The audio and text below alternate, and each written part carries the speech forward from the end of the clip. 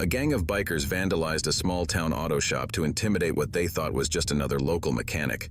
They couldn't have made a bigger mistake. What happened next would transform a quiet Maine community, expose the deep wounds of combat veterans, and teach the Razor's motorcycle gang an unforgettable lesson. The most dangerous man in town isn't always the one making threats. They thought they were harassing a simple grease monkey. Instead, they picked a fight with one of the most lethal Navy SEALs ever to serve. This is the story of how a group of thugs mocked a local mechanic, and how their arrogance led to a revelation that would change their lives forever. Quick pause before we continue. Tell us, where in the world are you watching from? If you're enjoying these stories, make sure to hit subscribe because tomorrow's episode is absolutely mind-blowing. The morning sun cast long shadows across the weathered sign of Wilson's Auto and Marine as Mike Wilson unlocked the front door of his shop. His movements were precise and economical, habits formed through decades of military service that civilian life hadn't erased. At 45, he still maintained the physicality of his SEAL days, though he'd traded his tactical gear for worn jeans and a gray work shirt with Mike stitched above the pocket. The familiar scent of motor oil and metal greeted him as he began his morning routine. 20 years of conducting the world's most dangerous missions had led him here, to this quiet corner of Newport, Maine, where he found peace in the precise mechanics of engines and the simple gratitude of his customers. "Morning, Mr. Wilson." Sarah Mitchell's voice carried across the lot as she pulled up in her struggling Honda. The young nursing student had become a regular over the past few months, her car's aging systems requiring increasingly frequent attention. "Sarah?" Mike nodded, already hearing the distinctive rattle of a failing timing belt.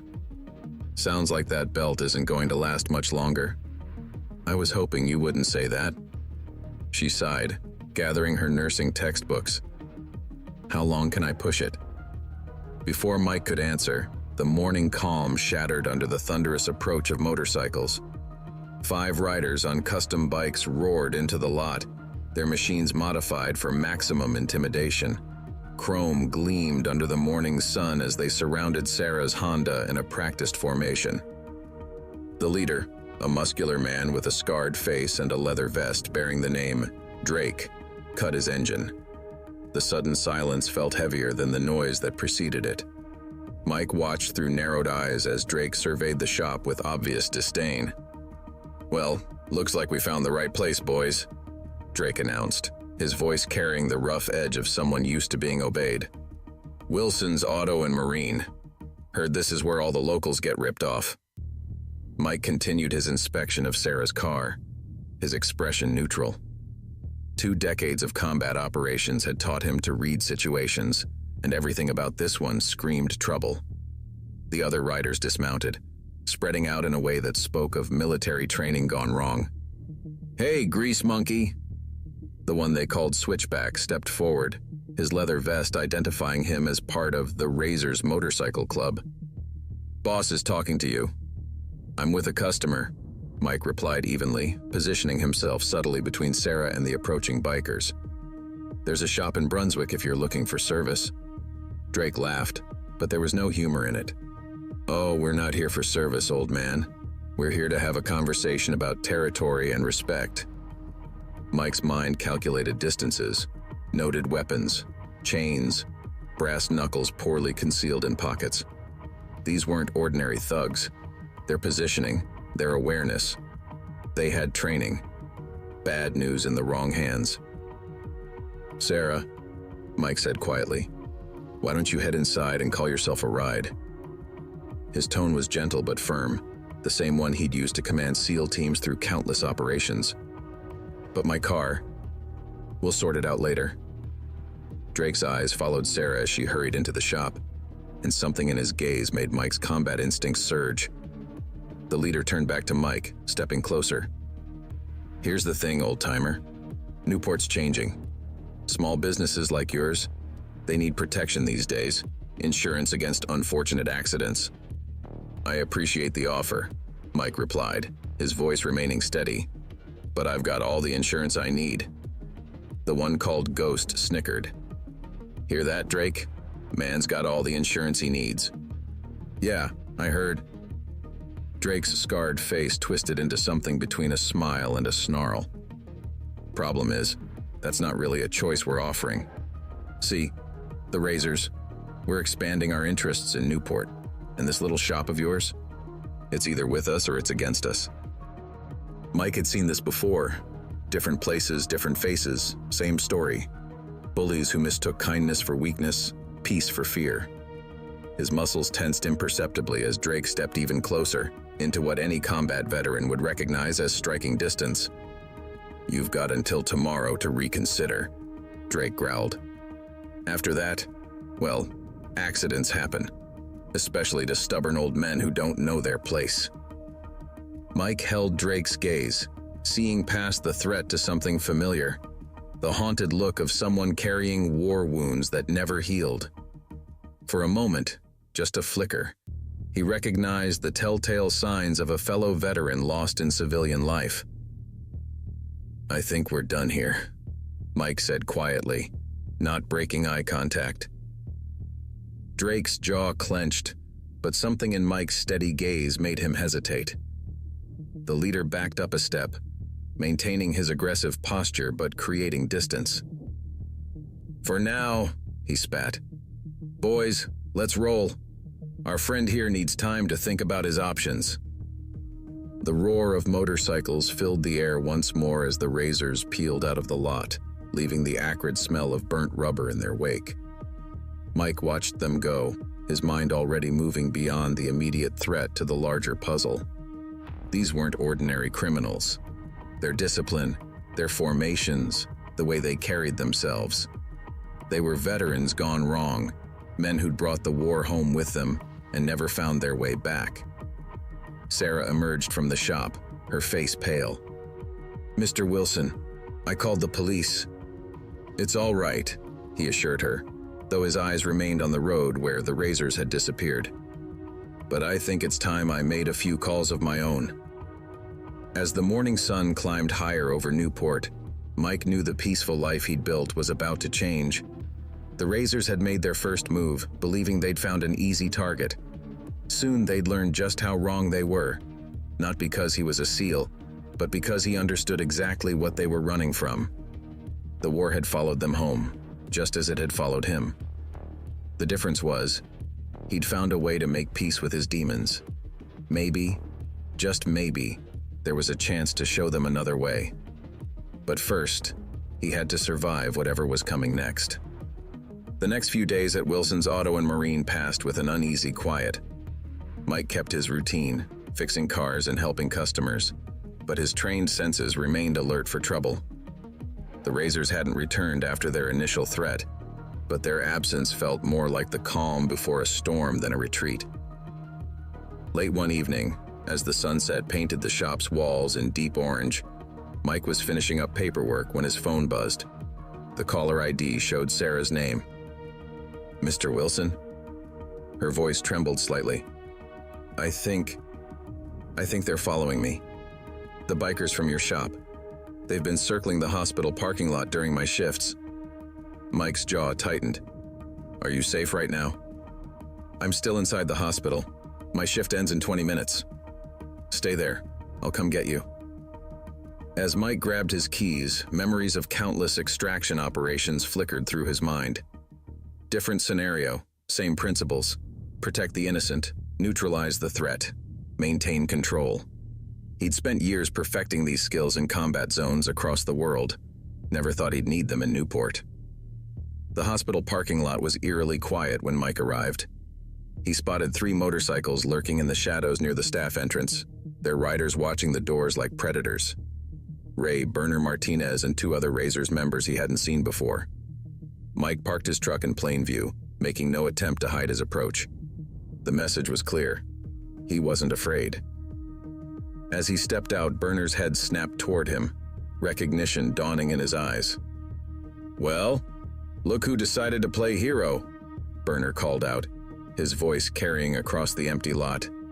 "Little late for auto repairs, ain't it?" "Just picking up a friend," Mike replied evenly, continuing his steady walk toward the entrance. "You boys might want to find somewhere else to spend your evening." The other 2 Razors flanked Burner, their hands drifting toward concealed weapons. Mike cataloged their movements, noting their amateur mistakes. They were trying to look threatening, but their stances were sloppy, their awareness limited. "Funny thing about friends," Burner sneered. "They can get hurt real easy in this town. Drake wants you to understand that. Everyone you care about, everyone you help, they're all fair game until you wise up." Mike stopped, turning to face them fully. Something in his stance must have registered in their combat-trained instincts because they suddenly shifted, uncomfortable. For a brief moment, the hardened warrior beneath the mechanic's exterior showed through. "Let me be very clear," Mike said, his voice carrying the quiet authority that had once commanded elite teams. "If anything happens to Sarah or any of my customers, what follows won't be a negotiation." Burner's hand tightened on his concealed weapon, but uncertainty flickered across his face. The calm confidence in Mike's voice didn't match what they expected from a simple mechanic. "You threatening us, old man?" "No, I'm giving you a chance to walk away." The hospital doors opened, and Sarah stepped out, freezing at the tableau before her. Mike didn't turn, keeping his eyes locked on the bikers. "Sarah," he called out, "get in my truck." She hurried past, the sound of her quick footsteps the only noise in the tense silence. The Razors watched her go, but none moved to intervene. "This ain't over," Burner spat, but his bravado seemed forced now. "It can be," Mike replied. "Tell Drake I'm willing to talk. Just him and me. But if he wants to keep pushing, he should know what he's pushing against." The words hung in the air as Mike turned and walked back to his truck. Behind him, he heard the bikers mount their motorcycles, their engines roaring to life. As he drove Sarah home, she finally spoke. "They're not going to stop, are they?" Mike glanced at her worried face, remembering all the young medics he'd served with who'd shown the same mix of compassion and courage. "No," he answered honestly, "but neither am I." Telling and preparing this story took us a lot of time, so if you are enjoying it, subscribe to our channel. It means a lot to us. Now back to the story. Back at his shop, Mike spent the night making preparations. He knew the Razors would retaliate. Wounded pride demanded it. As he worked, he began piecing together what he'd observed. Their military bearing, their tactics, the way Drake carried himself. These weren't just thugs playing soldier. They were veterans who'd lost their way. Morning brought the first sign of escalation. Mike arrived to find his shop's windows shattered, tools scattered across the lot, spray painted across the front wall in harsh red letters. "Last warning." As he surveyed the damage, his phone rang. The caller ID showed a number he hadn't used in years, one connected to his past life. "Wilson," a familiar voice said when he answered. "Got your message. You sure about this?" "I'm sure, Chief. These guys are veterans, Marines, probably Force Recon. They're organized, trained, and they're targeting civilians." "Jesus, how many?" "Core group of 5, maybe more. Their leader, Drake Stevens, something about him seems familiar. Can you run the name?" "Give me a few hours. But Mike, if they're really Force Recon gone bad?" "I know. That's why I called. I need everything you can find on them. And Chief, they're not just criminals. They're carrying wounds that never healed. Always trying to save everyone, aren't you, Wilson?" Mike stared at the vandalized wall of his shop, thinking of Drake's haunted eyes and the way his men moved like soldiers who'd never stopped fighting. "Someone has to." As he hung up, Mike heard motorcycles in the distance. The sound was growing closer, and this time it wasn't just a few bikes. The Razors were coming in force, and the quiet morning in Newport was about to become anything but peaceful. The rumble of motorcycles grew louder as Mike counted the approaching headlights. 12 bikes in total, more than double the Razors' core group. Drake was sending a message, showing his full strength. The morning sun had barely cleared the horizon as the bikers surrounded the vandalized shop, their engines idling in an intimidating chorus. Drake dismounted first, surveying his men's handiwork on the shop's walls with obvious satisfaction. He wore combat boots under his leather vest, and Mike noticed the familiar bulge of body armor beneath. Another sign these weren't ordinary thugs. "Nice decoration, don't you think?" Drake called out, gesturing at the spray-painted warning. "Though I got to admit I'm surprised to find you here. Smart Money said you'd be long gone by now." Mike continued sweeping broken glass from his doorway, his movements unhurried. Never been one for running? No? Drake's scarred face twisted into a smirk. What are you one for then, old man? Besides overcharging little nurses for car repairs? The mention of Sarah made Mike's hands tighten on the broom handle, but his voice remained steady. You're making a mistake, Drake. This isn't Baghdad or Fallujah. These people aren't your enemies. Drake's expression flickered, surprise quickly masked by anger. What did you say? 3rd Battalion, 1st Marines, Force Recon. You've got that look. The one that says you left something behind in the sandbox, something you can't shake. The other razors shifted uneasily as Drake's face darkened. You don't know what you're talking about. Don't I? Mike set the broom aside, facing Drake fully. The way you position your men, the way you run your operations, it's all textbook Marine Corps small unit tactics. Except now you're using them to terrorize civilians instead of protecting them. Drake moved with explosive speed, crossing the distance between them in 3 long strides. His right hand shot out, grabbing Mike's shirt collar. You think reading some news articles makes you an expert? You don't know anything about me or my men. Mike didn't resist the grab, didn't tense for a fight. Instead, he met Drake's rage with calm understanding. I know more than you think. 2nd Battle of Fallujah, 2004. Your unit was trapped in a collapsed building for 3 days. You lost half your squad getting out. The color drained from Drake's face. Behind him, the other razors watched in tense silence as their leader's hands began to shake. Who are you? Someone who understands what it's like to bring the war home. Someone who found a different way to live with it. Drake released Mike's shirt, stepping back. For a moment, the hardened criminal facade cracked, revealing the wounded warrior beneath. But the vulnerability passed quickly, replaced by cold fury. Burn it, Drake commanded suddenly, turning to his men. Burn it all down. Let's show this wannabe therapist what happens when he sticks his nose where it doesn't belong. The razors moved to comply, pulling out Molotov cocktails from their saddlebags. Mike watched them, his expression unchanged.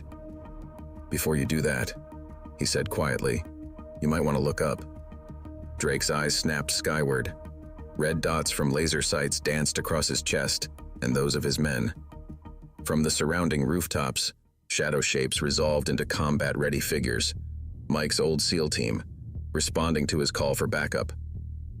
See, I made some calls too, Mike continued. The difference is, my brothers never lost their way. They never forgot what we fought for. You son of a... Now here's what's going to happen.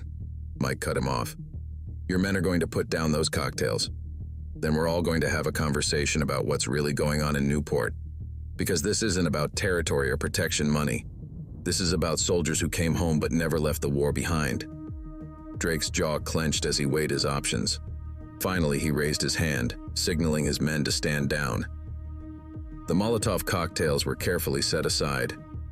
Talk's not going to fix anything, Drake growled, but the fury in his voice had dimmed. Maybe not, Mike agreed, but neither will burning down my shop. The war's over, Drake. The only question is, are you ready to stop fighting it? For a long moment, the only sound was the idle rumble of motorcycles. Then Drake spoke, his voice barely audible. You have no idea what we've been through. Try me. The tension in the air shifted as Mike's old team descended from their positions, moving with the fluid grace of experienced operators. Drake watched them approach, recognition dawning in his eyes as he spotted their distinctive movement patterns. You're not just some mechanic, he said finally. You're one of them, a SEAL. Was, Mike corrected. Now I'm just a mechanic who thinks maybe it's time for veterans to start helping veterans instead of tearing each other apart. The sun had fully risen now, casting long shadows across the vandalized shop. In the growing light, the razors looked less like hardened criminals and more like lost soldiers, men who'd traded one war for another because they didn't know how else to live. If I agree to talk, Drake said slowly, my men walk away clean. No cops, no charges. Agreed. But this ends now. The intimidation, the protection rackets, all of it. Drake turned to his men, studying their faces. In each one, Mike could see the same struggle. The battle between the soldiers they'd been and the thugs they'd become. "Stand down," Drake ordered finally. "All of you, head back to the clubhouse. I'll handle this." As the Razors mounted their bikes, Mike saw something he hadn't expected. Relief. These men hadn't chosen this life because they wanted to be criminals. They'd chosen it because they needed the structure, the brotherhood, the sense of purpose they'd lost when they left the service. Maybe, just maybe, he could help them find it again without the violence. "There's coffee inside," Mike said as the last bike roared away. "And a lot we need to talk about." Drake nodded, his shoulders heavy with the weight of unspoken burdens. As they walked into the shop, Mike realized this wasn't just about stopping the Razors anymore. It was about saving the lost warriors they'd become. Drake stopped pacing, looking at the photo of Mike's fallen teammates. "Why are you doing this? After what we did to your shop, threatened your people?" "Because 20 years ago, someone did it for me when I was lost. And because every veteran who finds his way home makes it easier for the next one to follow." The morning light had strengthened, illuminating the broken glass and vandalized walls of the shop. But somehow, in the small office, something was being rebuilt. "I need time," Drake said finally.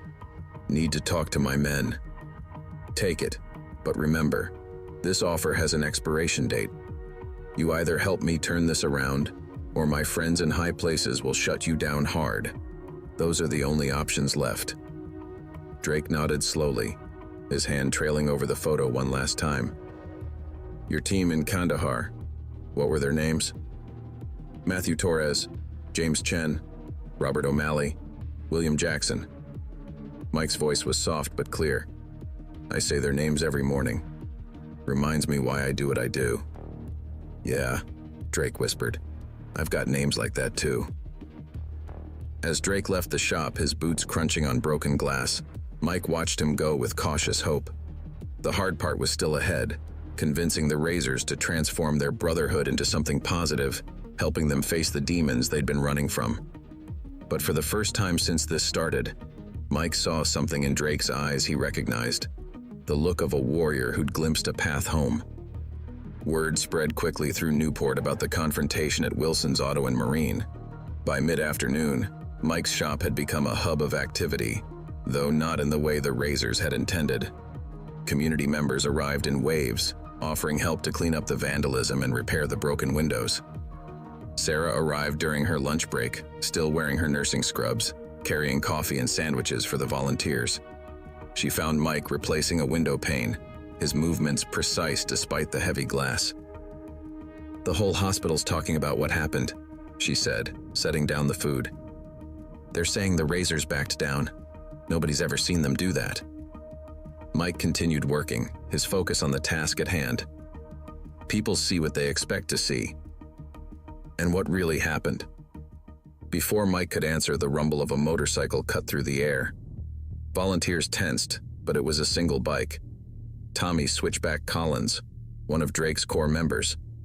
He parked at a distance, his body language uncertain. "Boss wants to talk," Switchback called out, staying by his bike. "Tonight, the old mill." Mike wiped his hands on a rag, studying the young biker. Switchback couldn't have been more than 28, probably straight from the Marines to the Razors. No transition, no decompression, just trading one uniform for another. "Tell him midnight," Mike replied. "And Switchback, come alone." The biker nodded once before roaring away. Sarah watched him go, her expression worried. "You're not really going to meet them alone, are you?" "Sometimes trust has to start somewhere." Mike turned back to the window. "Besides, I won't be alone." As if on cue, two men emerged from a parked car across the street. They moved with the unmistakable grace of trained operators, Mike's former teammates providing invisible overwatch. The rest of the day passed in a blur of activity. More volunteers arrived, bringing tools and materials. Mike's phone buzzed constantly with messages from his old SEAL network, providing intelligence on the Razor's movements and background. By sunset, the shop was nearly restored. As the volunteers departed, Mike's former teammate, Dave "Ghost" Martinez, approached with a tablet. "Got something you need to see," Dave said, his voice low.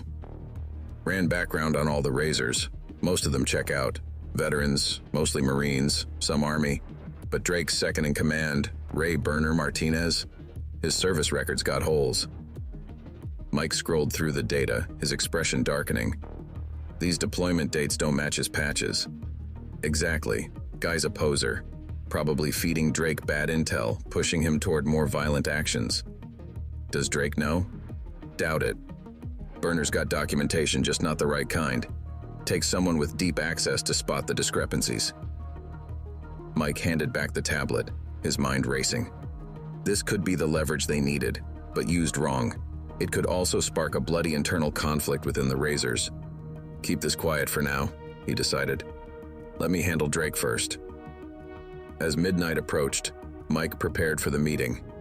He checked his phone one last time, a message from Drake. "Just you and me. Need to show you something." The old mill stood like a ghost on the outskirts of town, its abandoned structures perfect for clandestine meetings.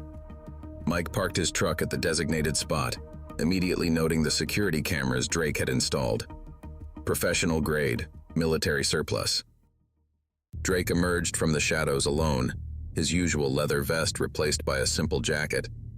He looked older in the moonlight, the weight of command visible in his stance. "My men are divided," Drake said without preamble. "Half want to take your offer, half think it's a trap." "And what do you think?" "I think..." Drake hesitated, then reached into his jacket. Mike tensed, but what emerged was a worn photograph. "I think about these men every day." The photo showed a younger Drake with his Marine unit in Fallujah. Young faces, proud faces, most of them now dead. "I failed them," Drake continued, his voice rough. "Couldn't save them there. Couldn't save myself here. But my men now, the Razors, they need me to make the right call. They need you to lead them home," Mike said quietly. "Same way your Marines needed you to lead them in combat. It's not that simple. We've got obligations, debts, people we answer to. The Foundation can help with that. Clean break, fresh start. But we need to move fast, before someone makes a mistake we can't undo." Drake's expression shifted, a flash of concern crossing his features. "What do you know?" "Enough to know we're running out of time. There are people in your organization working against your interests, pushing for violence when you're trying to find another way." "Names," Drake demanded. "I need names." "Not yet. First, I need to know you're committed to changing course. Really committed, not just talking about it." Drake stared at the old photograph, his thumb tracing the faces of his lost Marines. Finally, he looked up, and Mike saw something new in his eyes. Resolve. "Tomorrow night, bring your team to the clubhouse. Let me show you what we're really dealing with, what we're trying to protect. Then we'll talk names." "You sure about this? Your men won't like outsiders in their sanctuary." "My men need to see that there's another way, that we can be brothers without being criminals." Drake's voice hardened. "But if this is a setup..." "It's not," Mike assured him. "You know what I am, what I've done. My word still means something." As they parted ways, Mike watched Drake disappear into the darkness. Tomorrow night would either mark the beginning of redemption for the Razors or the start of a war neither side wanted. Everything hinged on trust. Trust between warriors who'd forgotten how to trust anyone. Mike touched the photo of his own lost teammates in his pocket. "Watch over us, brothers," he whispered. "Help me bring these men home." The Razors clubhouse looked ordinary from the outside, a converted warehouse on the industrial edge of Newport. But Mike's trained eye caught the subtle signs of a fortified position.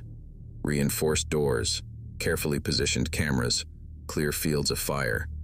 These men might have lost their way, but they hadn't forgotten their training. Dave and 3 other members of Mike's former SEAL team waited in their vehicle, watching him approach the entrance alone. The plan was simple. Mike would go in first, establish trust. If things went south, his team would breach from multiple entry points. Switchback met him at the door, patting him down with professional thoroughness. The young biker's hands trembled slightly. Nervous energy or something else? "Clean," Switchback announced, leading Mike into the main room. The interior was a study in contrasts. Military precision in the weapon racks and security setup, barely controlled chaos in the scattered beer bottles and motorcycle parts. About 20 Razors members lounged around, trying to look casual while keeping their hands near concealed weapons. Drake stood at the center of the room, flanked by his officers. Ray Burner Martinez watched Mike with barely concealed hostility, his hand resting on his vest pocket, where Mike knew he kept a ceramic knife that wouldn't show up on metal detectors. "Your friend's staying outside?" Drake asked. "For now," Mike replied. "You said you wanted to show me something." Drake nodded to Ghost and Chain, who moved to secure the room. Once they gave the all clear, Drake led Mike through a heavy door into what had once been the warehouse office. The room was a command center. Maps covered the walls, marked with routes and locations. Multiple monitors showed security feeds from around Newport. But what caught Mike's attention was the bulletin board, photographs and documents connected by red string. 3 months ago, Drake began, one of my men spotted something unusual at the docks. Shipping containers being moved at night, paperwork that didn't match the manifests. Mike studied the photos. Weapons, among other things. But here's where it gets complicated. Drake pointed to a series of images showing men in expensive suits. These people aren't just criminals, they're connected. Politics, law enforcement, old money families that run this coast. And they're using the Razors for muscle, Mike concluded. At first, we just provided security, kept people from asking questions. Then they started demanding more, intimidation, vandalism, sending messages to people who wouldn't play ball. Burner stepped into the room, his expression dark. "We don't need to share club business with outsiders." "Stand down," Drake ordered. But Mike noticed how several Razors shifted their attention to Burner instead. Mike kept his voice calm. "How deep are you in?" "Deep enough that walking away isn't simple," Drake admitted. "They've got leverage on most of my men, legal troubles that could disappear or resurface depending on how cooperative we are. But that's not the real reason you stay," Mike pressed. Drake's jaw tightened. "We've seen what they're bringing in. Weapons, drugs, things that'll tear this community apart. My men, we thought maybe we could control it, minimize the damage. Just like Fallujah," Mike said softly, "trying to protect civilians from forces beyond their control." "Don't," Burner snapped. "Don't try to twist this into some noble cause. We're getting paid, living free. That's all that matters." Mike turned to face Burner fully, seeing the signs he'd missed before, the way other veterans subtly distanced themselves from him, the slight inconsistencies in how he carried himself. "Interesting perspective from someone who never served in Fallujah," Mike said quietly. "Or anywhere else."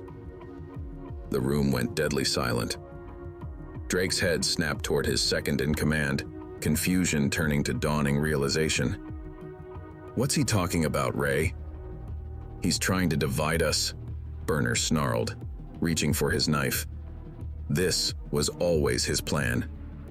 "Your service records have holes," Mike continued, keeping his voice steady as tension filled the room. "Deployment dates that don't match, unit citations that don't exist.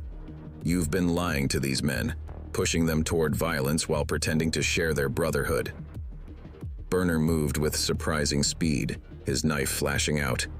But Mike was faster, decades of training taking over. He stepped inside Burner's strike, redirecting the blade while sweeping the man's legs. They crashed to the floor, the knife skittering away. "Stand down." Drake's voice cracked like a whip. Around the room, Razor's members had drawn weapons, but their loyalty was divided. Some aimed at Mike, others at Burner. "Check his right shoulder," Mike grunted, pinning Burner down. Real Force Recon Marines have a distinctive scar from equipment chafing. He won't have it. Drake moved forward, roughly pulling aside Burner's vest and shirt. The unmarked skin beneath told its own story. "You son of a bitch," Drake breathed. "All this time." "I can explain," Burner started, but Drake cut him off with a gesture. "Chain, Ghost, lock him in the storage room. We'll deal with him later."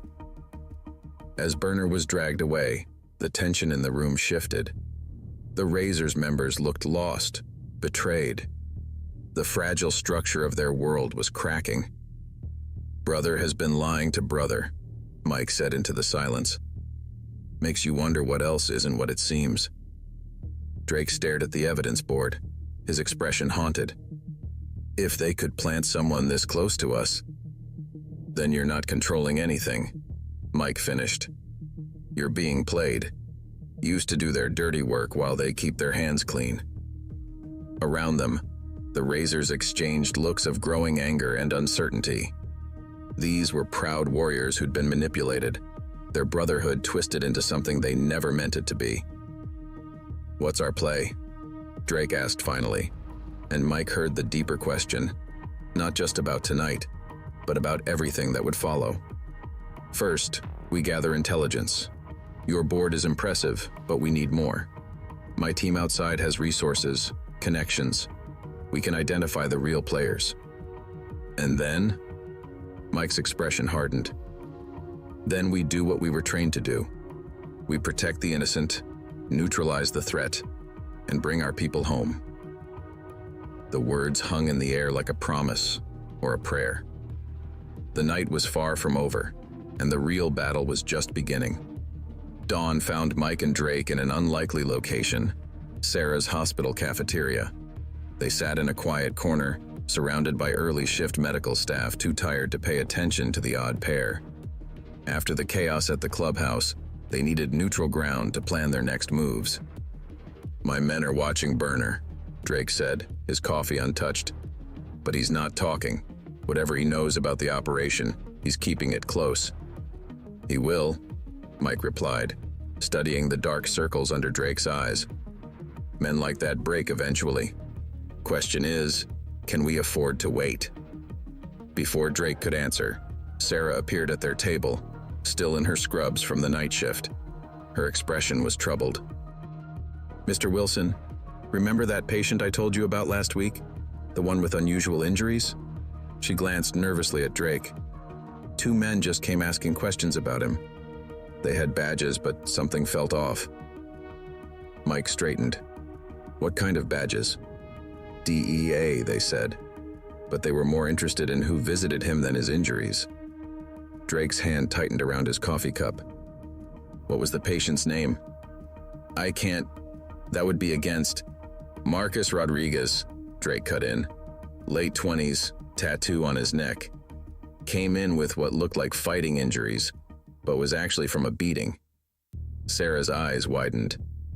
"How did you—" "Because he was one of mine," Drake said quietly, until he started asking too many questions about the shipments coming through the docks. Next thing we knew, he was in your emergency room. Burner said it was a rival gang, but now we know better," Mike finished. He turned to Sarah. "Those men, what exactly did they want to know?" "Who visited Marcus, what they talked about. They were especially interested in his phone calls." She hesitated. "The thing is, Marcus was terrified of phones. Wouldn't even let us call his emergency contact." Mike and Drake exchanged looks. A veteran refusing to use phones suggested counter-surveillance training or the fear of being monitored. "Where is Rodriguez now?" Mike asked. "That's the other thing." Sarah lowered her voice. "He checked himself out against medical advice 3 days ago. Just vanished. Those men today, they seemed more relieved than concerned when I told them." Drake stood abruptly. "I need to make some calls, real ones, not the kind Burner arranged." "Be careful," Mike warned. "If they're monitoring communications." "I know. I've got a few channels they don't know about. Old core connections that are still clean. After Drake left, Sarah sat in his vacant chair. "How deep are you in this, Mr. Wilson?" "Deep enough to do something about it," Mike replied. "But I need your help. Those men who came asking questions, think you could describe them to a sketch artist?" "Better than that." She pulled out her phone, showing him a security camera shot she'd pulled up. "I asked security to send me the footage. Had a feeling it might be important." Mike studied the image. The agents were good. Professional stances, convincing credentials. But their shoes gave them away. Custom tactical boots poorly disguised as dress shoes. These weren't DEA, they were private contractors. His phone buzzed. A message from his team watching the Razors clubhouse. Burner had a visitor in the night. Someone had slipped past their surveillance for 10 minutes, just long enough for a conversation. "They're cleaning up loose ends," Mike muttered. "What do you mean?" "Rodriguez figured something out. Something big enough that they tried to silence him. Now they're tracking down anyone he might have talked to, anything he might have discovered." Sarah's expression grew worried. "Should I be concerned about those men coming back?" "No," Mike said firmly. "Because we're going to find Rodriguez first. Whatever he knows, wherever he's hiding, he's the key to unraveling all of this." His phone buzzed again. Dave's number. "Wilson, we got movement at the docks. Big shipment coming in tomorrow night. Guard rotations changed, new faces we don't recognize." They're accelerating their timeline, Mike realized. Whatever they're bringing in, they want it done before we can interfere. Sarah touched his arm. "Let me help. I can access hospital records, track where else Rodriguez might have gone for treatment. It's dangerous. So is letting these people operate in our town." Her voice was firm. "I became a nurse to help people. This is just a different kind of helping." Mike studied her determined expression, seeing the same courage he'd witnessed in combat medics. "All right, but we do this carefully. First sign of trouble, you pull back." She nodded, already pulling up records on her phone. Rodriguez had an unusual prescription, a rare anti-anxiety medication. Only 3 pharmacies in the county carry it. "Start there," Mike agreed. "But be subtle. These people have eyes everywhere." As if to emphasize his point, a group of men in suits entered the cafeteria. Nothing obvious about them, nothing that would alarm ordinary people. But Mike caught the subtle earpieces, the way they scanned the room with practiced efficiency. "Time to move," he said quietly. "Back exit through the service corridor. Don't run. Don't look back." They stood casually, walking unhurried toward the staff area. Behind them, Mike heard the men asking questions, showing photos. The net was tightening. His phone vibrated one last time. A message from Drake. "Found something. Meet at the old church. Bring your team. All of them." The pieces were moving faster now. Whatever Rodriguez had discovered, whatever Burner had been hiding, it was all coming to a head. The only question was, could they put it all together before someone else got hurt? As they slipped out of the hospital, Mike caught a glimpse of their reflection in a window. A retired SEAL and a young nurse, an unlikely pair drawn into something much bigger than themselves. But sometimes, he knew, the most important battles were fought by the most unexpected warriors. The old church stood abandoned on the outskirts of Newport, its stone walls weathered by decades of coastal storms. Mike's team arrived in staggered intervals, using different routes to avoid detection. By sunset, 4 former SEALs and 3 trusted Razors members had gathered in the dusty sanctuary. Drake arrived last, carrying a thick manila envelope. His face was ashen, like a man who'd seen a ghost. "Rodriguez left this for us," Drake said, spreading documents across an old communion table. "Dead drop at a location only Corps veterans would know. Smart kid." Mike studied the materials. Shipping manifests, photographs, financial records. "How deep does it go?" "All the way to the top." Drake pointed to a photograph showing a midnight meeting at the docks. "That's Senator Morrison's chief of staff. And that man next to him, head of Port Authority. They're not just moving weapons. They're using our port as a hub for something bigger." Dave picked up a manifest, his expression grim. "These serial numbers. They're military-grade weapons. the kind that disappear from bases and show up in conflict zones. It gets worse, Drake continued. Rodriguez found evidence they're using veteran-owned businesses as fronts. Legitimate operations taken over through blackmail or threats. They target vets specifically, people with the skills to move sensitive cargo and the credibility to avoid suspicion. Mike's jaw tightened. That's why they wanted the razors. You weren't just muscle, you were cover. A veteran motorcycle club running security wouldn't raise flags like private contractors would. And burner was their insurance policy, Ghost added. Planted to keep us in line, push us toward more involvement.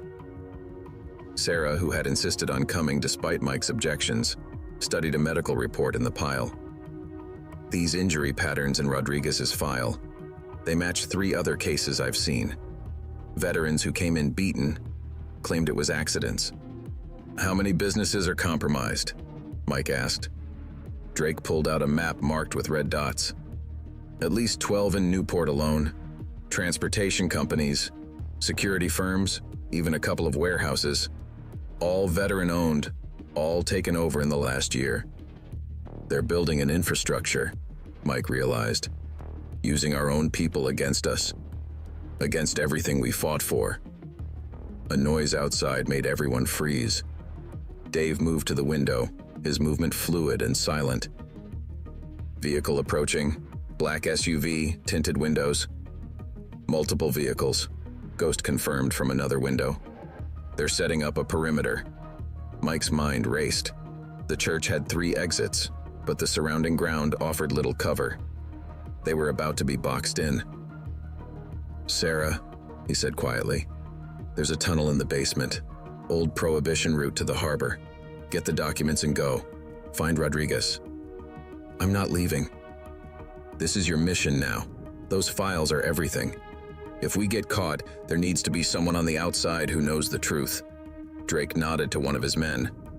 Chain, go with her. Keep her safe. The rumble of engines grew closer. Through the stained glass windows, they could see vehicle lights approaching from multiple directions. They must have followed one of us, Ghost said, checking his weapon. Professional tail we missed. No. Drake's voice was cold. Burner talked. Had to be him. He knew about this place. Knew it was our fallback position. Mike made quick calculations. 6 experienced operators against unknown numbers. Bad odds in an exposed position, but they had something their opponents didn't. Nothing left to lose. Dave, Ghost, high ground in the bell tower. Pick your shots, make them count. Rest of us split between the main floor and basement. Force them to divide their attention. Just like old times, Dave grinned, but there was steel in his voice. Rules of engagement? Drake asked. They're here to clean this up, which means leaving no witnesses. We respond accordingly. As Sarah and Chain disappeared into the basement with the documents, Mike heard car doors slamming outside. The sound of professional operators taking positions, preparing for breach. Drake, Mike said quietly. Whatever happens, remember, we're fighting for something bigger than ourselves now. Drake checked his weapon, a familiar calm settling over him. For Rodriguez. For all the vets they've used and discarded. A voice boomed from outside, amplified by speakers. Building is surrounded. Come out with your hands up. This is your only warning. Mike moved to his position, decades of training taking over. In his ear, Dave's voice crackled through their comms. Count 12 tangos visible. More in reserve. All professional gear, military training. They're not here to arrest anyone, Drake added. This is a cleanup operation. Then let's make it expensive, Mike replied. The first flashbang crashed through a window, but they were ready. Years of combat experience, both SEAL and Marine, kicked in as the battle for the old church began. Outside, their enemies thought they were hunting exposed prey. They were about to learn that sometimes the most dangerous predators are the ones backed into a corner. And in the tunnels below, Sarah and Chain raced toward the harbor, carrying the truth that could bring it all down. The night was far from over, and the real war was just beginning. The flashbang's explosion illuminated the church interior in harsh white light, but Mike and his team were already moving. Years of combat experience had taught them how to fight through disorientation, to use chaos as cover. The ancient stone walls that had once echoed with hymns now amplified the sound of gunfire. From his position behind a heavy wooden pew, Mike spotted the first breach team entering through the shattered front window. Their movements were professional, disciplined, definitely ex-military. Two-man teams, coordinated coverage, proper tactical spacing. These weren't ordinary mercenaries. "Dave, status?" Mike whispered into his comm. 6 tangos moving along the north wall, Dave reported from the bell tower. Another team approaching from the east, all armed with suppressed MP5s and what looks like military-grade body armor. "Ghost here," another voice crackled. "They're setting up blocking positions on all escape routes. These guys know what they're doing." Drake's voice cut through the tactical chatter. "Vehicle just pulled up. Different from the others. Someone in a suit getting out." Mike risked a glance through a broken stained glass window. The man in the suit stood out among the tactical teams. Older, carrying himself with the authority of command. Something about him seemed familiar. "I know him," Drake whispered, his voice tight with anger. "Colonel James Harrison. He was stationed at Quantico when I was there. Ran special operations training before retiring to consult for private security firms." The revelation hit Mike like a physical blow. Harrison had been legendary in special operations circles, a brilliant tactician who'd helped design many of the protocols they still used. If he was involved, this went even higher than they'd suspected. A voice boomed through a megaphone. "Final warning. Surrender now, and this ends quietly. Continue resisting, and we'll have no choice but to use maximum force." Mike keyed his comm. "Dave, Ghost. On my mark. Create a distraction. Drake, get your men ready to move to secondary positions. We need to buy time for Sarah and Chain." Below ground, Sarah and Chain moved through the narrow Prohibition tunnel, their way lit only by phone screens. The passage was cramped, forcing them to move single file through decades of dust and debris. "How much further?" Sarah whispered, clutching the precious documents. "About 100 yards to the harbor exit," Chain replied. "But we've got a problem. This tunnel's been inactive for years. No telling what condition the exit's in." Above them, the sound of gunfire suddenly intensified.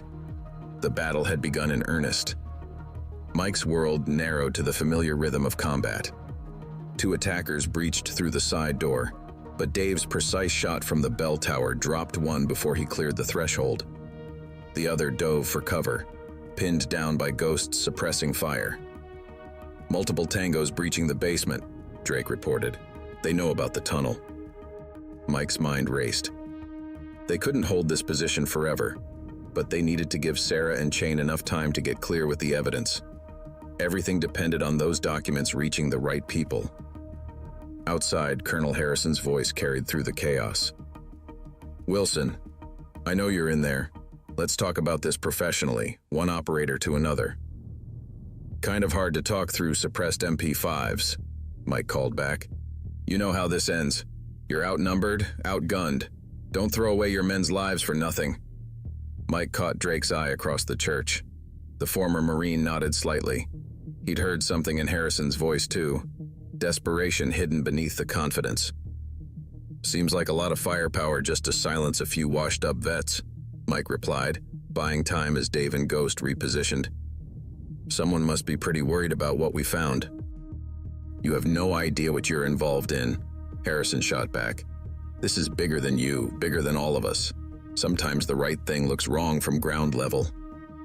In the tunnel, Sarah and Chain reached a junction. The main passage continued toward the harbor, but a smaller offshoot led toward the old industrial district. "Wait," Chain whispered, studying the ground. "Recent footprints in the dust. Someone's been using these tunnels." Sarah shone her phone light on the tracks. "They lead to the industrial route." Rodriguez, Chain realized. He wouldn't take the obvious path to the harbor. He'd go somewhere he could blend in. Back in the church, the battle reached a new intensity. The attackers had night vision gear, thermal imaging, everything money could buy. But Mike's team had something better, the desperate strength of men fighting for redemption. "Dave, Status on Harrison? Mike asked between bursts of gunfire. Still by his vehicle, getting frustrated. Wait, he's on his phone. Looks urgent. Mike put the pieces together. Harrison's desperation, the rushed timeline, the scale of the response. They're moving something big tonight, something they can't delay. The weapons shipment, Drake said. Rodriguez must have found out exactly what was coming in. A new voice crackled over their comms. Chain. Boss, we found something. Old maintenance room off the tunnel. Recent food wrappers, bedding. Someone's been living down here. Rodriguez, Mike confirmed. He didn't run. He went to ground, stayed close to monitor their operation. There's more. Sarah's voice was excited. Medical supplies, specific ones. I recognize them from the hospital. He's been treating himself instead of risking another hospital visit. The implications were clear. Rodriguez wasn't just hiding. He was gathering intelligence, building a case. The documents they had were just the beginning. Above ground, Harrison's patience finally broke. Breach all points, he ordered. Full force authorization. The attack came from all directions at once. Flashbangs, tear gas, coordinated fire teams. Mike's world became a chaos of noise and smoke, muscle memory and instinct taking over as he returned fire. Dave, Ghost, fall back from the tower. Position compromised. Already moving, but Mike... Thermals showing vehicles moving at the harbor, big ones. The pieces clicked together. They're not just here to silence us, Mike realized. This is a diversion, keeping us pinned while they move their shipment. Drake took down 2 attackers trying to breach the vestry, his marine training showing in every precise shot. We need to get to the harbor. First, we need to find Rodriguez, Mike countered. He's the key to all of this. Sarah, Chain, stay put. We're coming to you. Negative, Chain replied. We've got movement in the tunnels. Someone else knows these passages. Harrison's voice boomed again. Last chance, Wilson. Surrender now or we'll bring this whole building down around you. Mike looked around at his team. Veteran operators pushed to the edge, fighting against their own. In the basement, Sarah and Chain guarded evidence that could expose corruption at the highest levels. Somewhere in the tunnels, Rodriguez held the final pieces of the puzzle. And at the harbor, under cover of this siege, something was happening that they couldn't afford to ignore. Dave, Ghost, create a path to the basement. Drake, get your men ready to move, hard and fast. What's the plan? Drake asked, reloading his weapon. Mike's expression was grim. We're going to give Harrison exactly what he wants. A big, noisy diversion of our own. But first, he keyed his radio one last time. Sarah, Chain. The blueprints show a maintenance shaft that connects to the old factory complex. Find it. Get to Rodriguez. We'll keep them focused on us. The night air filled with the sound of approaching helicopters. Harrison was done playing games. But so was Mike. Sometimes the only way to win was to lose on your own terms. Ready? He asked his team. Their response came in nods and checked weapons. Brothers in arms, fighting one last battle. Not for country this time, but for something just as important. The chance to make right what had gone wrong. The helicopter's searchlights painted the church in harsh white beams as Mike gave the signal. It was time to show Harrison and his men the difference between mercenaries and warriors who had nothing left to lose. The church erupted in carefully orchestrated chaos. Mike's team executed their diversion with precision born from years of combat experience. Multiple explosions rocked the building's facade, carefully placed charges creating the impression of a desperate last stand. Harrison's taking the bait, Dave reported. 2 teams moving to breach the east wall where the explosions hit. Sarah and Chain hadn't wasted the precious minutes Mike's team bought them. They moved swiftly through the maintenance shaft, following Rodriguez's trail deeper into Newport's forgotten underground infrastructure. Hold up, Chain whispered, raising his fist in the universal military signal for stop. Ahead, a faint light leaked from beneath a rusted door. Someone was home. Above ground, Mike led his team through their rehearsed fallback, making it look messy enough to be convincing. Harrison's men pursued aggressively, exactly as planned, but something was off about their movements. They're hurting us, Drake realized, ducking behind a fallen column. driving us away from the harbor side. Mike had noticed it too. The attackers' fire patterns were too precise, deliberately leaving them only one direction to retreat. "They're not trying to eliminate us," he concluded. "They're containing us." Sarah heard voices ahead, multiple people having a heated discussion. She and Chain crept closer, close enough to make out words. "Can't delay the shipment," a familiar voice was saying. "Do you know how many strings I had to pull to get this window?" "Burner," Chain breathed, recognizing their former brother-in-arms. But who was he talking to? A second voice responded, cultured and impatient. "Your window means nothing if Wilson's team exposes the operation. 20 years of building this network, using veteran-owned businesses as cover. We can't risk it unraveling now." In the church, the battle reached a new intensity. Harrison's men had breached from multiple points, forcing Mike's team to split their defense. The ancient stone walls absorbed gunfire as shadows danced in the helicopter searchlights. "Mike," Ghost's voice crackled through the comm. "Got eyes on something interesting. Harrison's got a secure sat phone. He keeps checking it every 3 minutes, like he's waiting for confirmation." "The shipment," Mike replied, piecing it together. "Something's happening at the harbor right now, something big enough that Harrison can't afford any delays." Down in the tunnels, Sarah and Chain had worked their way close enough to see into the makeshift command center. Burner was there, along with 2 men in expensive suits. But what caught their attention was the figure zip-tied to a chair, Rodriguez. "Your little investigation is causing problems," one of the suited men was saying to Rodriguez. "We need to know who else has seen your evidence. Who else knows about Project Echo?" Rodriguez's face was bruised but defiant. "You're too late. The truth's already out there." "Is it?" The man smiled coldly.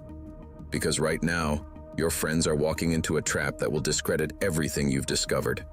Rogue veterans attacking federal agents. The media will eat it up. Your evidence will be dismissed as conspiracy theories."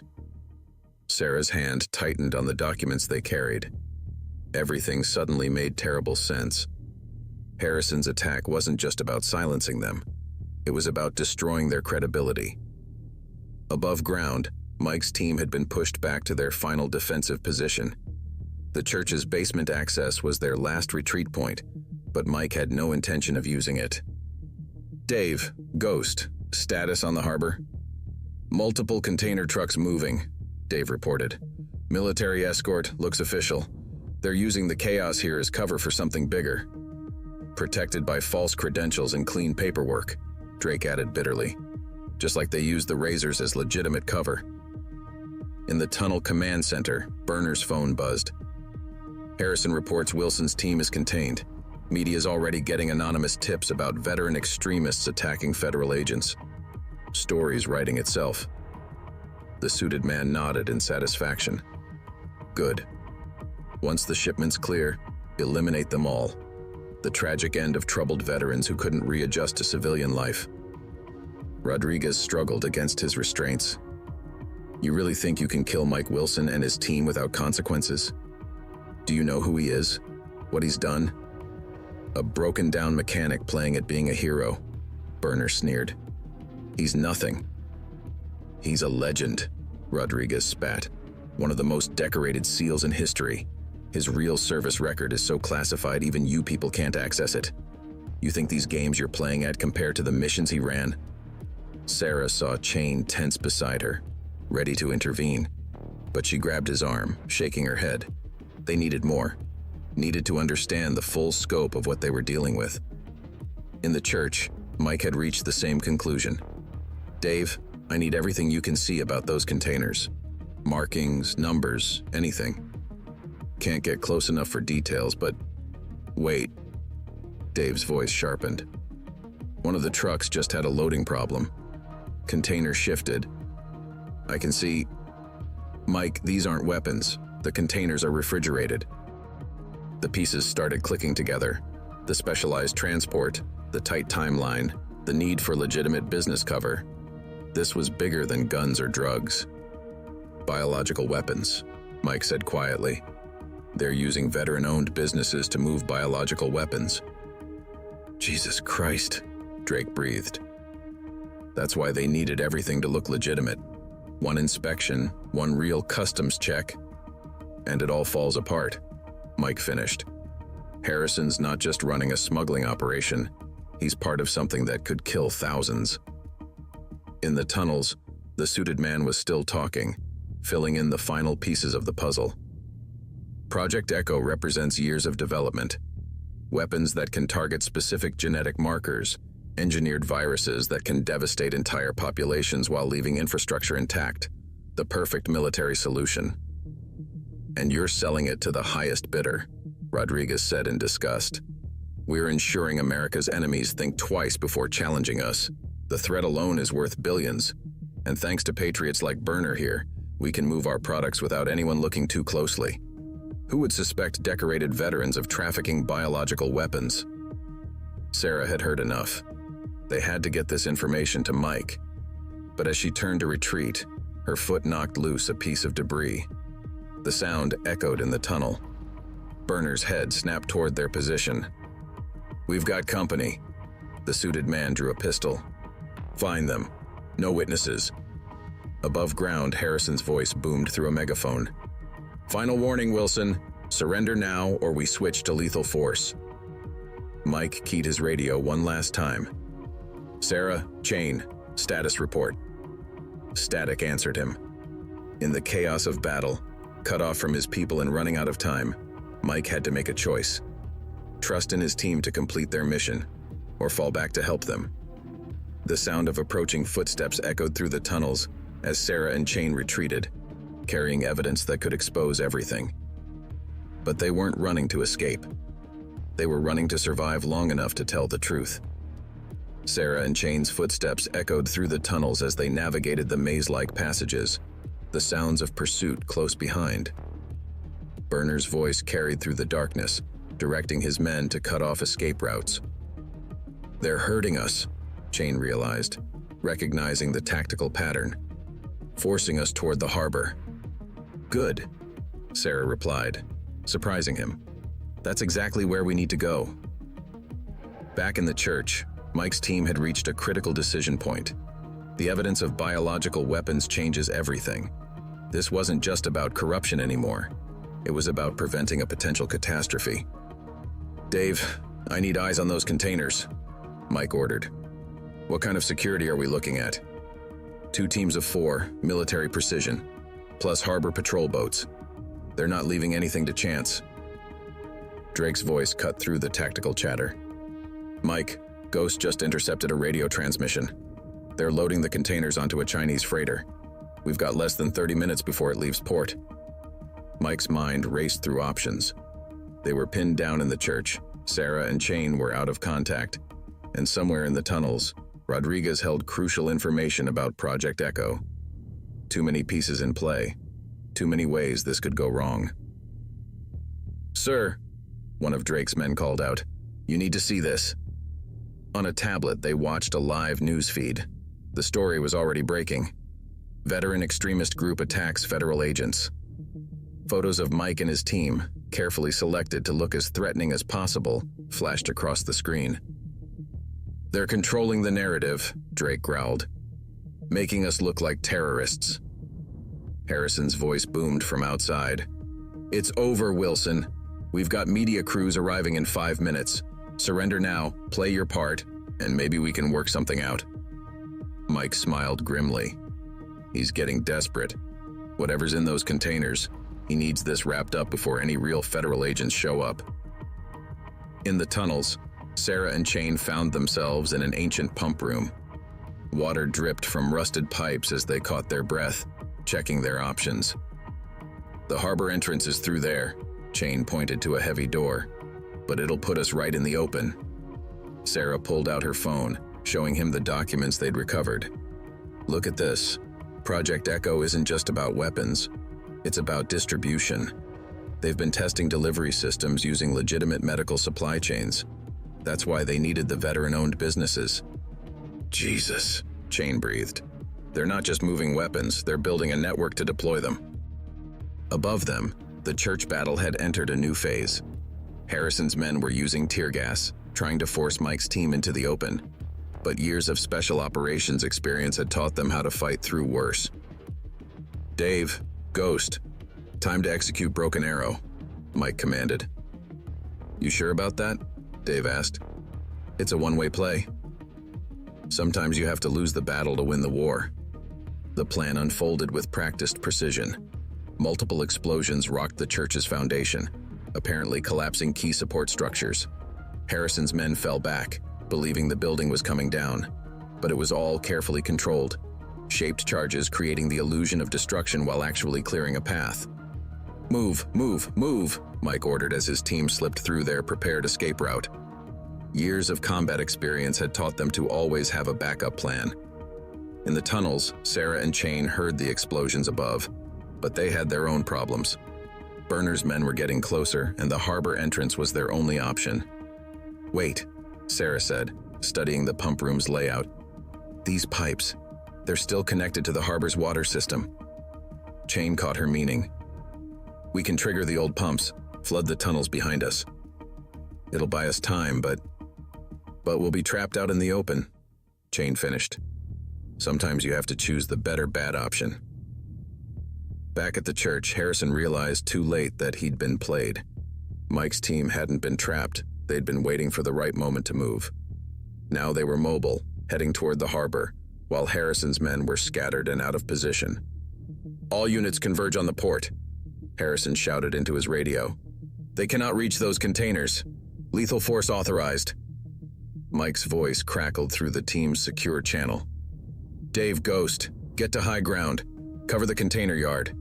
Drake, take your men along the waterline. I'm going for the freighter." "That's a suicide run," Drake protested.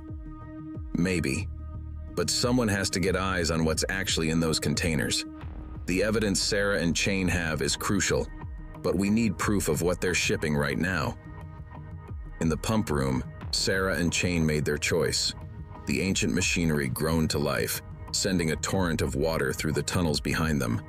They could hear Burner's men shouting in surprise and anger. "That'll slow them down," Chain said grimly. "But we've got about 30 seconds before they realize where we have to exit." Sarah clutched the documents detailing Project Echo. "Then we better make them count." The harbor entrance burst open as they emerged into the night air. Ahead of them, they could see the container operation in full swing. Cranes moved massive cargo units onto the waiting Chinese freighter, while men in tactical gear maintained a security perimeter. "There," Chain pointed to a familiar figure moving through the shadows near the containers. Mike made it. But they weren't the only ones who spotted him. Harrison's voice cut through the night. "Wilson's on the dock. Take him down." The harbor erupted in gunfire as multiple forces converged. Mike's team provided cover fire from their positions while Harrison's men tried to maintain control of the operation. In the chaos, Sarah saw their opportunity. "The harbor master's office," she said quickly. "It'll have a direct line to the Coast Guard, and records of everything that's moved through here." Chain nodded grimly. "I'll get you there." Near the freighter, Mike had reached the container staging area. The refrigeration units hummed ominously as he examined the shipping labels. Everything looked legitimate, medical supplies bound for research facilities. But underneath the official paperwork... "Mike!" Drake's voice crackled through his earpiece. "Sarah and Chain are moving toward the harbor master's office, but Burner's team just emerged from the tunnels. They're caught in the open." The night had become a complex web of combat. Multiple teams maneuvering through the container yard, each with their own objectives. And somewhere on that freighter, evidence of a conspiracy that could change everything. Mike made his decision. "Dave, Ghost, shift fire to cover Sarah and Chain. Drake, bring your men up the east side. I'm going to give Harrison something to really worry about." With practiced efficiency, he planted charges on the refrigeration units of 3 containers. Not enough to rupture them. He couldn't risk releasing whatever was inside, but enough to disable the cooling systems. "Harrison," he shouted into the night, "your biological weapons won't survive 10 minutes without proper temperature control. Want to rethink your position?" The gunfire stuttered to a halt as the implications sank in. Mike had just turned the entire shipment into a ticking time bomb. The real question was, who would break first? The harbor fell into an eerie silence as Harrison processed Mike's threat. The refrigeration units hummed ominously, their temperature gauges now linked to explosive charges. One wrong move, and millions in biological weapons would be rendered useless, or worse, become unstable. "You're bluffing," Harrison's voice carried across the container yard. "You wouldn't risk releasing biological agents into a civilian port." "The charges are set to disable, not destroy," Mike called back. "But you know what happens to engineered viruses when their containment fails. How long before your Chinese buyers notice their precious cargo is worthless?" In the harbor master's office, Sarah and Chain worked frantically. While Chain secured their position, Sarah dug through shipping records, cross-referencing them with the Project Echo documents. "It's all here," she breathed. "Every shipment, every front company. They've been moving components through different ports, using veteran-owned businesses as cover. Newport was just the final assembly point." "How deep does it go?" Chain asked, watching through the windows as multiple teams maneuvered through the shadows below. "Military, intelligence agencies, private contractors." "Wait." Sarah's hands froze over a document. "This authorization, it has Senator Morrison's personal signature. He's not just connected, he's directing it." On the dock, Mike maintained his position near the containers. Through his earpiece, Dave and Ghost provided updates on enemy movements. Harrison's men were regrouping, forming a perimeter, but uncertainty had crept into their tactics. "Mike?" Drake's voice crackled through the comm. "Got movement at the tunnel entrance. Rodriguez is alive. Burner's men are bringing him out at gunpoint." Mike's jaw tightened as he spotted them. Rodriguez looking beaten but defiant, Burner pressing a pistol to his head. The suited man from the tunnels walked beside them, his expensive shoes incongruous on the grimy dock. "Quite a situation you've engineered, Mr. Wilson," the suited man called out. His voice carried the cultured tones of old money and Ivy League schools. "But I think it's time we discuss terms." "And you are?" "Charles Whitmore, Defense Department Special Projects, though officially I don't exist, much like Project Echo itself." In the harbor master's office, Sarah's breath caught as she heard the name. "Whitmore. He's all over these documents. He's the one who designed the distribution network, using veteran-owned businesses as unwitting carriers." "Smart play," Chain admitted grimly. "Who'd suspect decorated veterans of trafficking bioweapons? We're supposed to be the good guys." Mike studied the tableau before him. Rodriguez at gunpoint, Harrison's men maintaining their perimeter, the Chinese freighter waiting silently.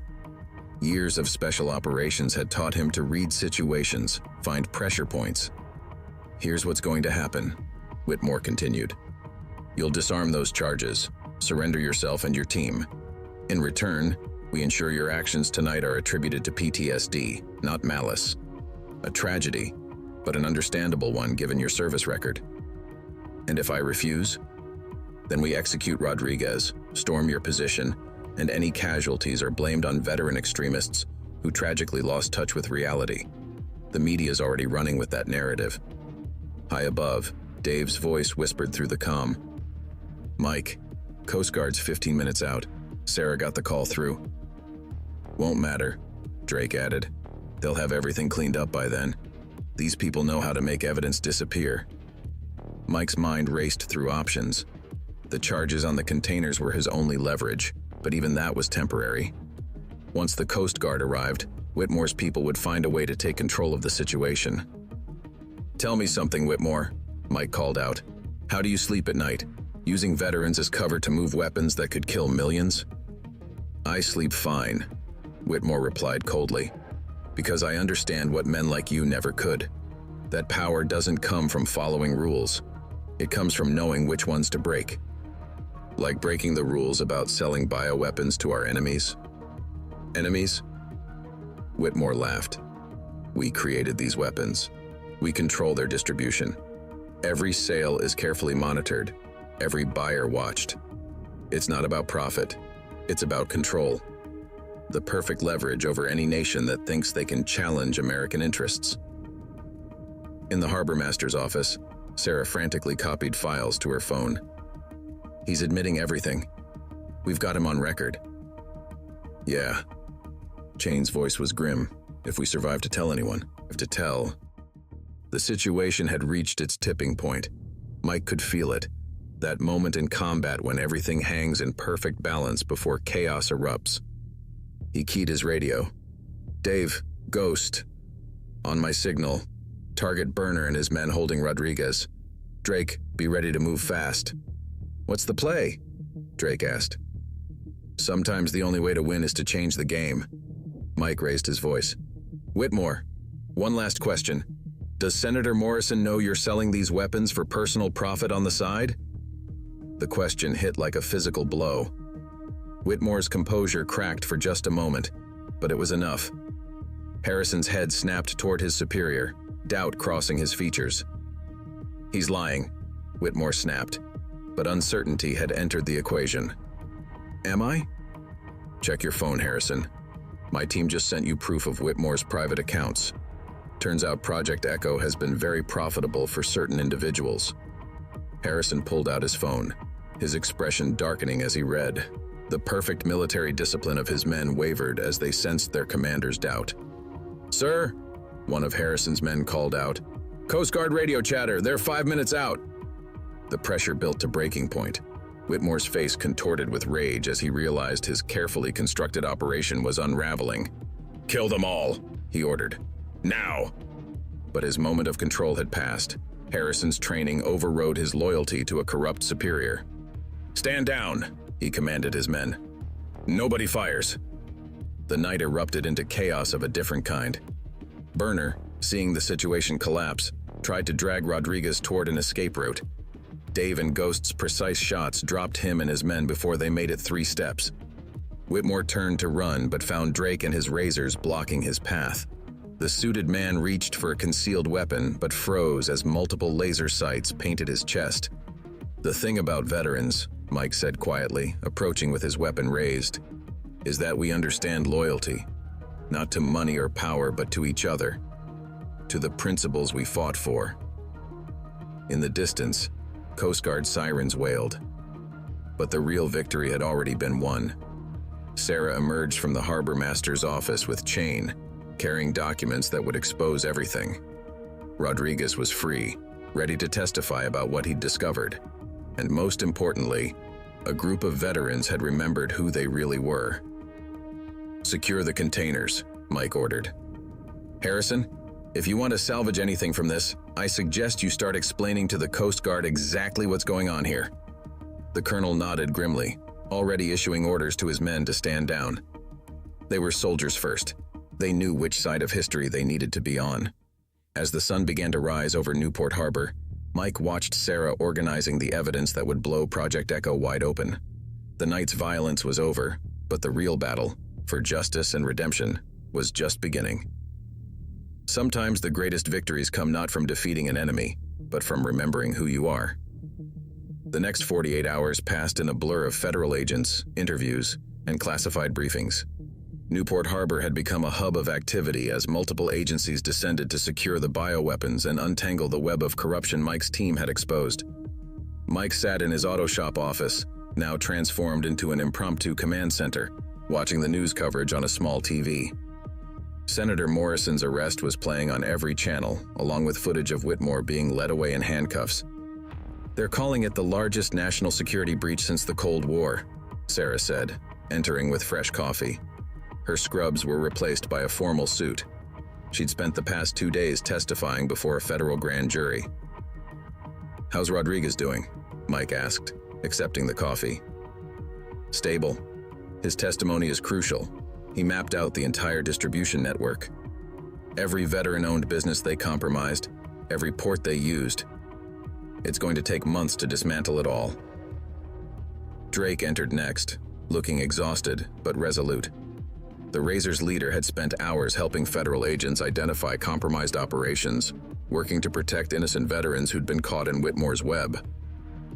Just got word from the DA's office, Drake reported. They're offering deals to any veterans who were coerced into participating, full immunity in exchange for testimony against the real architects. And the Razors? Mike asked quietly. Drake managed a small smile. Turns out your foundation connections came through.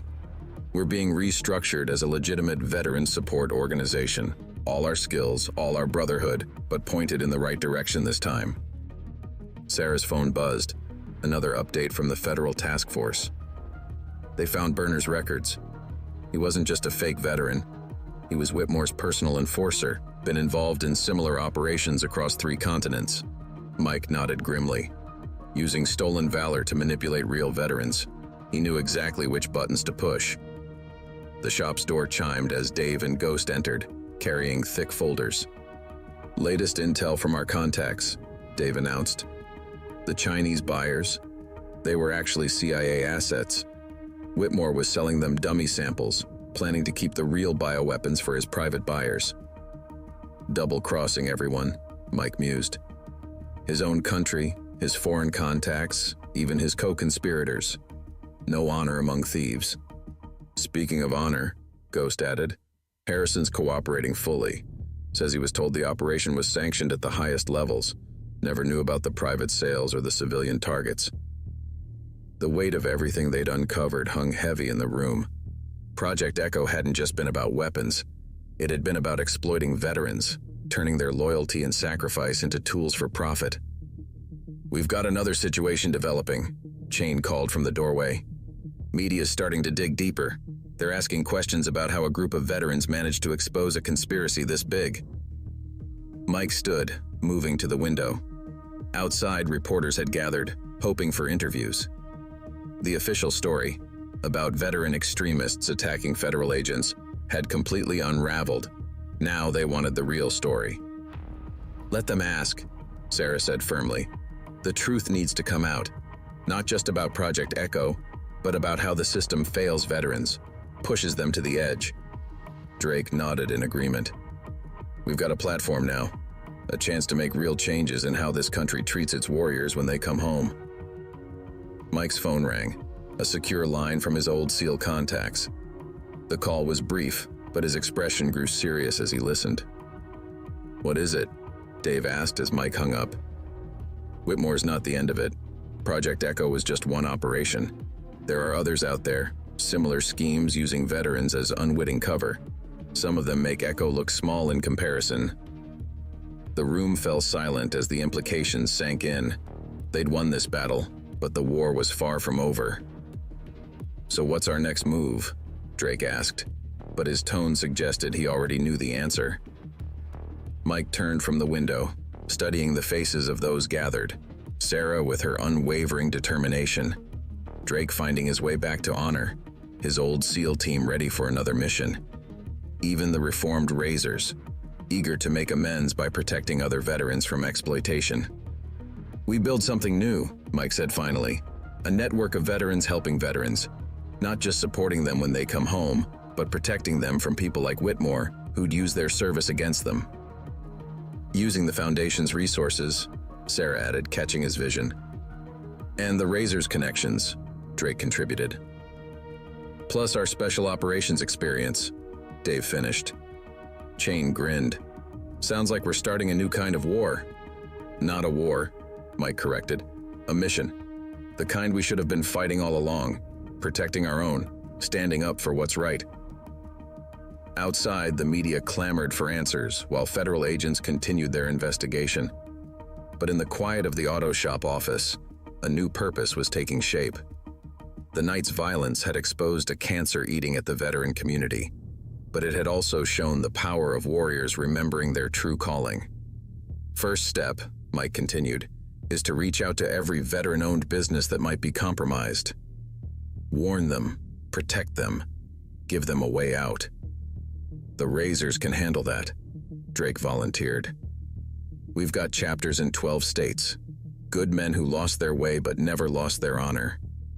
Sarah and I can coordinate with medical facilities, Chain added. Track suspicious patterns. Identify potential targets. Dave and Ghost exchanged looks. We've still got contacts in the special operations community. People who need to know what's really happening. Mike nodded, feeling the familiar calm of a well-planned mission settling over him. Then let's get to work. Because somewhere out there, another veteran is being approached by someone like Whitmore. Someone offering them a deal that sounds too good to be true.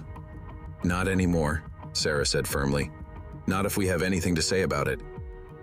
The sun had fully risen over Newport, casting long shadows through the shop windows. The night's darkness had passed, but the real work was just beginning. Sometimes the greatest battles aren't fought with weapons, but with truth, honor, and the unwavering loyalty of warriors who remember their oath. 1 month after the harbor confrontation, Wilson's Auto and Marine looked almost normal from the outside. The vandalism had been repaired, the windows replaced, and regular customers had returned. But inside, the shop had become something far more significant. Mike stood in his newly expanded office, studying the secure monitors Dave and Ghost had installed. They displayed feeds from veteran-owned businesses across 3 states, an early warning system for detecting suspicious approaches or potential compromises. Latest report from the task force, Sarah announced, entering with a thick folder. She'd taken leave from the hospital to help coordinate their growing network. They've identified 37 businesses that were being groomed as potential transport hubs. We got to them in time. And the razors? Mike asked, though he already knew the answer. The changes in Drake's organization had been remarkable. Officially recognized as a veteran support group now, they've helped shut down 3 attempted infiltrations this month alone. Turns out reformed warriors make excellent guardians. The shop's main bay had been converted into a combination garage and operations center. Regular cars still came in for repair, but behind the mundane facade, critical work continued.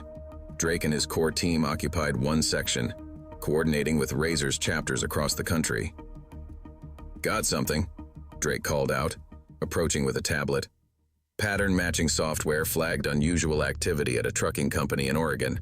Veteran-owned, recently approached about exclusive shipping contracts with heavy financial incentives. Same playbook Whitmore used, Mike noted, studying the data. Who made the approach? Working on it. But get this. Company owner is former Force Recon, served in the same unit as 3 of my guys. They're reaching out now, making contact through trusted channels. The door chimed as Rodriguez entered.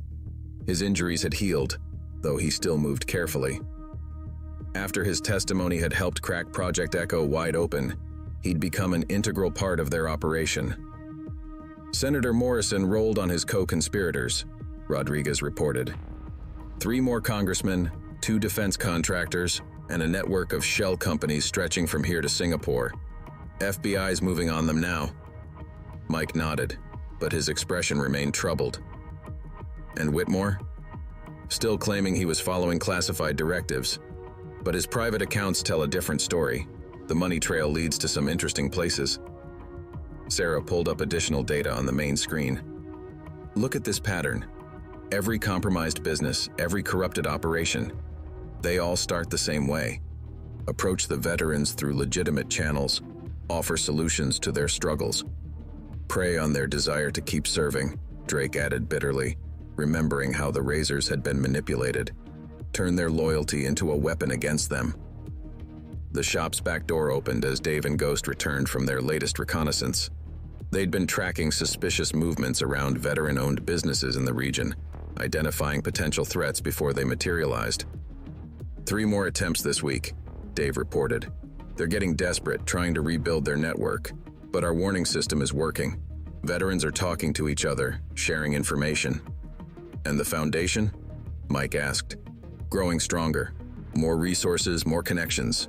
We've got former special operations teams volunteering to help, intelligence analysts offering support, words spreading through the right channels. Chain entered next, carrying updates from their medical monitoring network. Hospital administrators in 4 states have reported suspicious approaches. Someone's trying to compromise veteran healthcare records, probably looking for leverage. Not anymore, Sarah said firmly. We've got monitoring systems in place, secure communications between facilities. They can't exploit what they can't access. Mike moved to the wall where photos of their growing network hung. Reformed Razors chapters, veteran business owners, medical professionals, and former operators all working together. What had started as a confrontation in a small auto shop had evolved into something powerful. "They'll try again," he said quietly. "Different names, different methods, but the same goal: using veterans as cover for their operations." "Let them try," Drake responded, his voice hard. "We're ready now. We know what to look for, how to fight back." The shop's main phone rang. Another veteran business owner seeking help, another attempt at exploitation identified and stopped. This was their new mission, their new way of serving. Ghost's secure phone buzzed with an encrypted message. "Mike, got confirmation from our contacts. 3 more operations like Echo in development. Different weapons, same method of using veteran businesses as cover." "Where?" Mike asked, though he already knew the answer would be complex. "Everywhere. They're spreading out, trying to stay under radar. But they didn't count on us having eyes everywhere too." Sarah studied the growing web of connections on their main screen. "It's like you said. Sometimes the best way to fight darkness is to shine a light on it. Make it impossible for them to operate in shadows." Rodriguez nodded in agreement. "Every veteran we warn, every business we protect, every operation we expose, it makes their network weaker, forces them into the open." The afternoon sun cast long shadows through the shop's windows as their team continued their work. Regular customers came and went, never suspecting that behind the routine maintenance and repairs, a crucial battle was being fought. Drake paused in his coordination with distant Razor's chapters. "You know what the real victory is? It's not just stopping their operations. It's showing veterans they're not alone, that their brothers still have their backs. And showing them there's a better way to keep serving," Chain added. "Using our skills to protect instead of being used." Mike's phone buzzed with another alert. A veteran-owned shipping company in Texas reporting suspicious approaches. The battle continued, but now they were ready. Now they had a network of their own, built on trust and honor instead of exploitation. "Send word through the network," he ordered. "Full protection protocol, immediate support team deployment. We're not losing any more veterans to these people." As his team moved to execute the protocol they'd perfected over the past month, Mike reflected on how far they'd come. From a confrontation born of misunderstanding to a nationwide network of veterans protecting veterans. The auto shop's sign still read, "Wilson's Auto and Marine." But inside, something far more important was being maintained. The honor and safety of those who'd served their country, now serving each other in a different kind of war. 6 months after Project Echo was exposed, Mike stood in front of Wilson's Auto and Marine, watching the sunrise over Newport. The old sign still creaked in the morning breeze, but everything else had changed. The sound of approaching motorcycles drew his attention. Not a threat anymore. The Razors had become a familiar and welcome sight in town. Drake pulled up with a small convoy, their leather vests now proudly displaying a new patch. "Veterans protecting veterans." "Morning report," Drake said, dismounting. 3 more attempts to compromise veteran businesses intercepted last night. Networks holding strong. Inside the shop, the morning briefing was already underway. Sarah, still balancing her nursing duties with her role in their organization, was updating the team on their latest victories. "Senator Morrison's trial starts next week," she announced. "Federal prosecutors have everything they need. Between Rodriguez's testimony and the evidence we gathered, the whole operation's going down." "What about Whitmore?" Chain asked from his station. "Singing like a bird," Dave reported, entering with fresh intelligence. "Man's trying to save himself by exposing every operation he knows about. Turns out Project Echo was just the tip of the iceberg." The auto shop had evolved into something unique. Part garage, part operations center, part sanctuary. Veterans came from across the country, some seeking help, others offering it.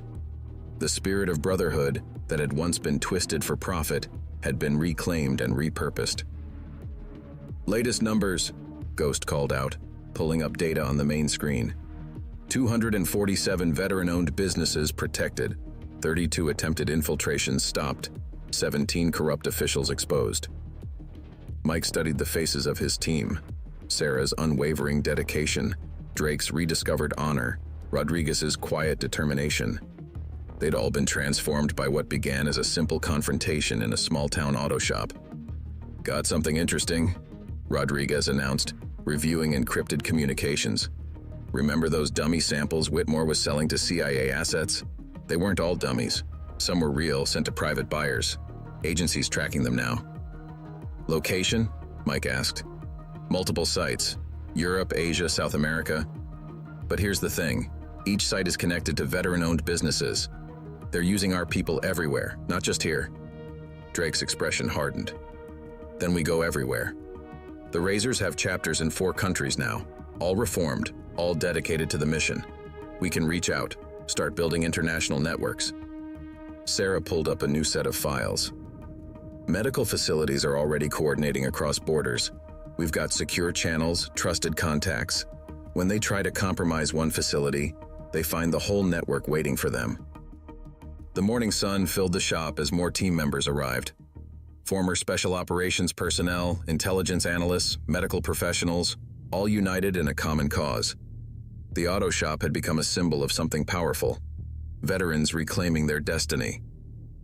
"Latest from the Foundation," Dave reported. "Funding's secure, support's growing. We've got training programs starting up, helping veterans spot manipulation attempts, protect their businesses." "And the Razors?" Mike asked, turning to Drake. "Changed everything," Drake replied, pride evident in his voice. "From outlaws to guardians. Every chapter's gone legitimate, using our skills to protect instead of intimidate. Even got federal contracts now, the right kind, with full oversight." Chain's computer pinged with a new alert. "Got movement on the West Coast. Someone trying to establish a new transport network using veteran-owned trucking companies." "Deploy the response team," Mike ordered. "Full protection protocol, and get word to our international contacts. They might try to shift operations overseas when this fails." The shop phone rang. Another veteran business owner seeking guidance. Another attempt at exploitation identified and stopped before it could take root. This was their new normal, their new way of serving. "You know what really got to me?" Rodriguez said quietly, studying the map of their growing network. "When I first discovered what they were doing, I felt so alone. Thought nobody would believe a veteran claiming conspiracy." "Not anymore," Sarah assured him. "Now every veteran knows they've got backup, real backup, not the fake support Whitmore's people offered." Mike watched his team work, each person focused on their role in the larger mission. The initial conflict that brought them together had ended, but it had sparked something more important: a movement of veterans protecting veterans, of warriors remembering their true purpose. "Incoming priority message," Ghost announced. "CIA's moving on those international sites.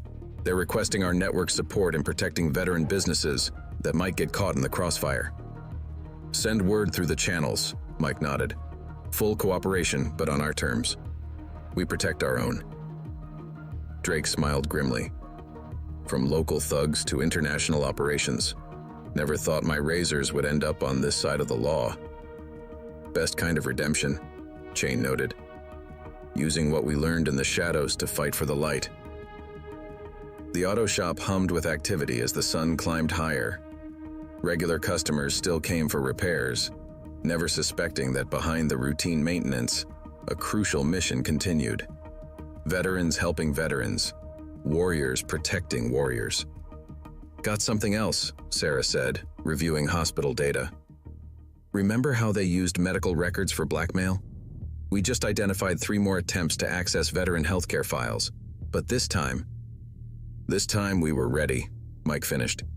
"Because now we understand. The strength they tried to use against us, the brotherhood they tried to corrupt, it was always our greatest asset. They just showed us how to use it right." Outside, more motorcycles arrived. Razors members reporting for duty, their leather vests now symbols of protection instead of intimidation. Inside, the secure monitors tracked potential threats while team members coordinated responses. The sign still read, "Wilson's Auto and Marine," creaking gently in the breeze. But it had become something more, a beacon for veterans finding their way home, a warning to those who would exploit them, and a reminder that sometimes the greatest victories come not from destroying enemies, but from transforming them into allies. What had begun with thugs mocking a local mechanic had evolved into something powerful, a network of honor, a mission of protection, and a brotherhood reborn. The war wasn't over, but now they were fighting it the right way, together. And in Newport, Maine, a small auto shop continued its work, fixing engines, protecting veterans, and reminding warriors that their greatest service might still lie ahead. Up next, you've got 2 more standout stories right on your screen. If this one hit the mark, you won't want to pass these up. Just click and check them out.